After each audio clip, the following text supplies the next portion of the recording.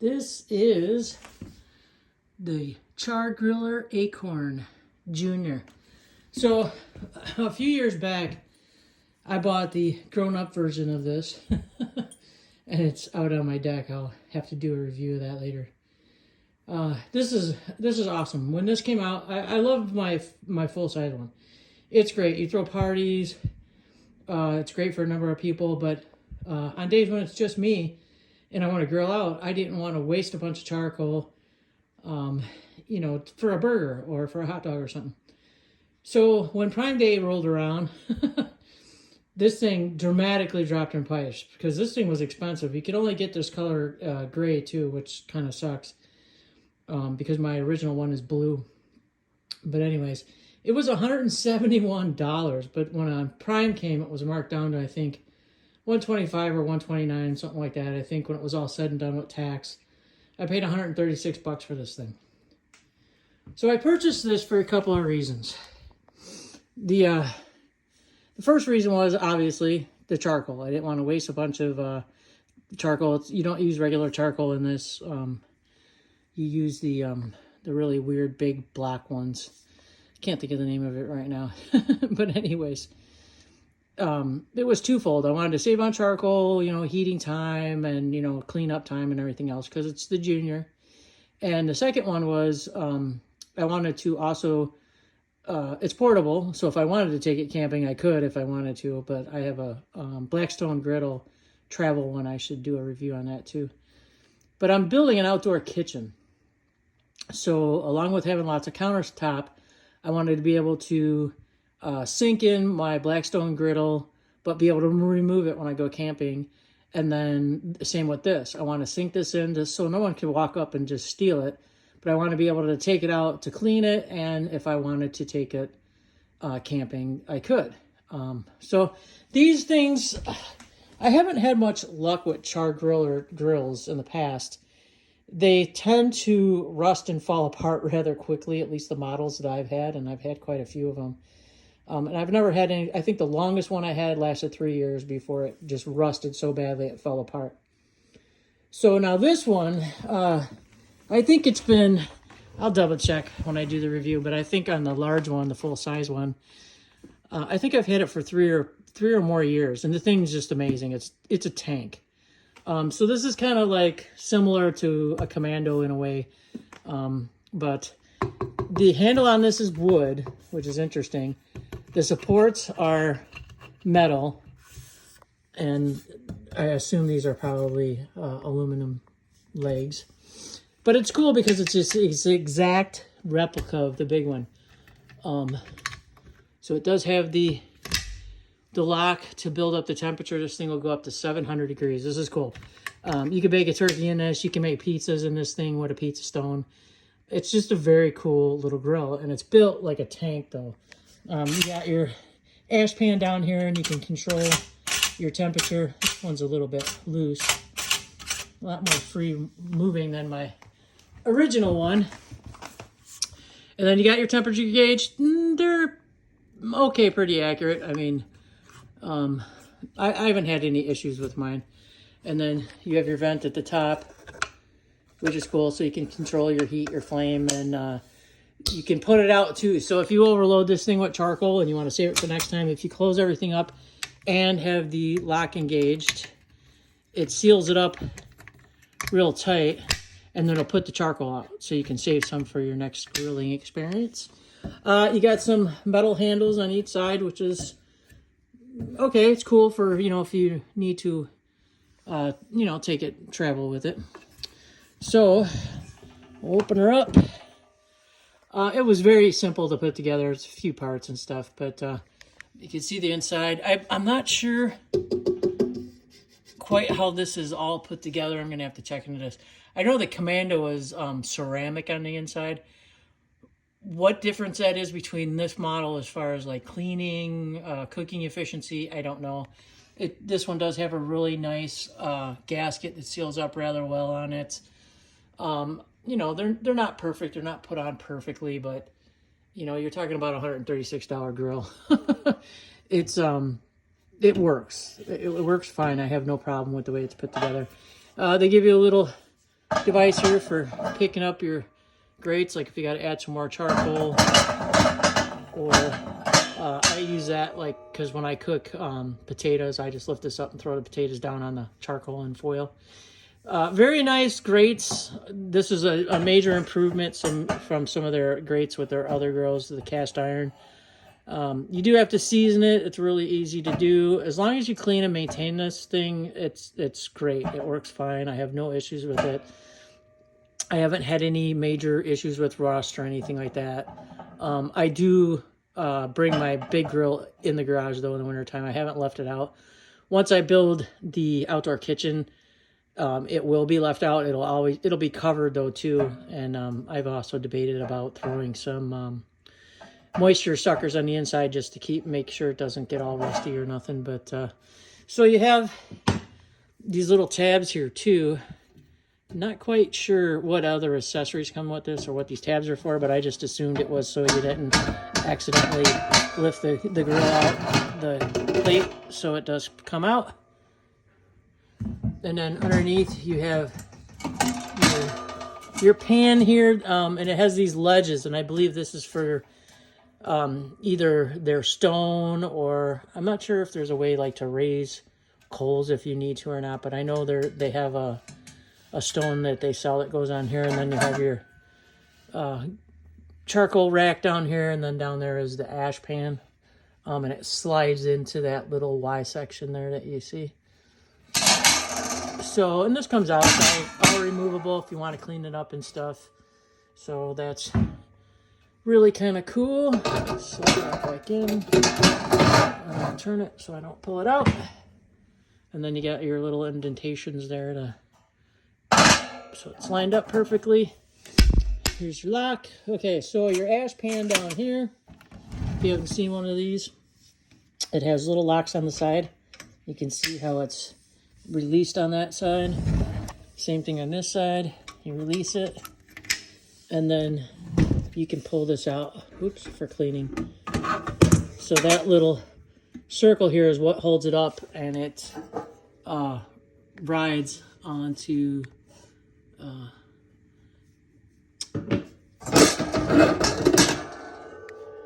it rides into that little U shape there. That's what holds it up, so you don't have to try to hold this when you're trying to clean it. But it's a little small ash pan. It works fine. I have no problems with my bigger one either, so it fills up rather quickly. Just dump it into your fire pit or your garbage or whatever you want to do. And then when you're done, you look again for that U shape there. You slide it on, go to the side, line up the little hooks like so, and then just tighten her up, make sure it's all in line. Of course, when you're doing it with one hand, that's never in line, right? Okay, see, and it brings it right back up, and you're right back where you started to. So, overall, I can't wait to use this because, it's nice cooking out when you got a bunch of people over and stuff. You use the big old grill and stuff, but, when I got a taste for a nice char-broiled steak, I don't want to break out a huge grill and do a large amount of charcoal and stuff. And then charcoal for this, too, it's that, it's not the briquettes. I can't think of the name of the other stuff, but they're really big and kind of jagged and whatever, but I do not use any lighter fluid. I do not use any heating type iron or nothing. The fastest way I've learned to light charcoal is in a chimney with a little hunk of that fibrous wood wax stuff. You just light it up.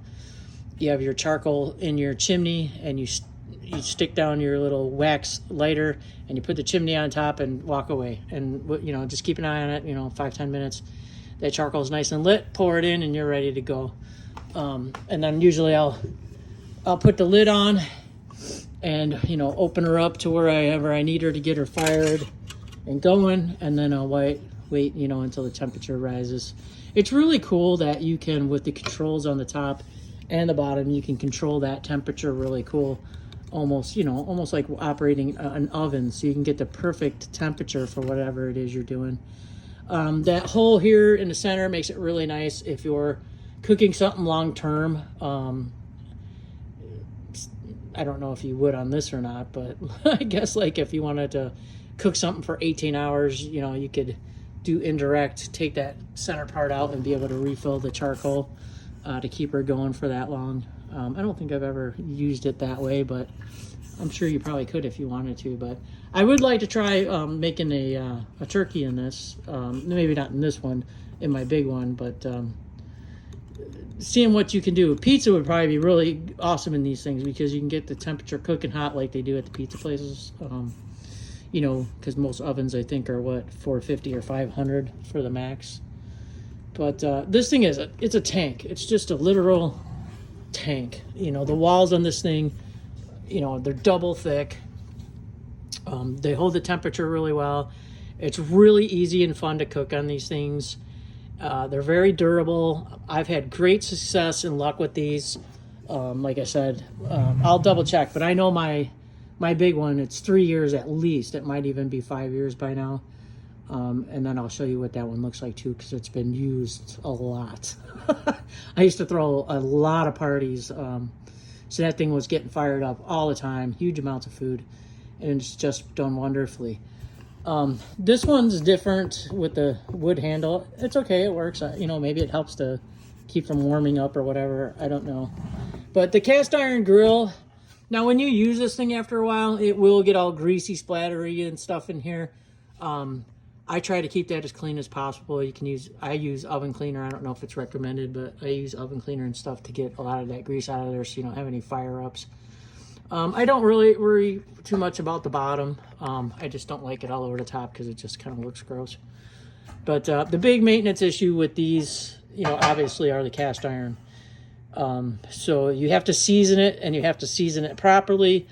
And then you have to maintain it. So after you're done grilling out, you got to clean this thing up really good and, you know, re-season it each time. And that's worked for me anyways, to keep it from not getting all rusted out and stuff like most grill tops do, because I've had every permutation. So far, cast iron has been my absolute favorite. I'm not a propane person. You know, my Blackstone griddle's propane. I like that for camping because you can cook eggs on it, scrambled eggs and stuff. You know, on a grill, not so much. Who wants to drag around a bunch of pots and pans and stuff? So, but I'd say my Blackstone is probably the most versatile for camping. I do have a Coleman road trip portable grill, and I took it camping, and it's okay, but it's not my favorite. I would, even though this thing is a tank and quite heavy, I would rather take something like this because this thing is just awesome. It's perfect for 2 people, 3 people, you know, depending on what you're cooking. But, I mean, it's just heavy. It's heavy, and it's kind of awkward and stuff, you know, for camping and stuff. But this is perfect for at home if you only have 1 or 2 people.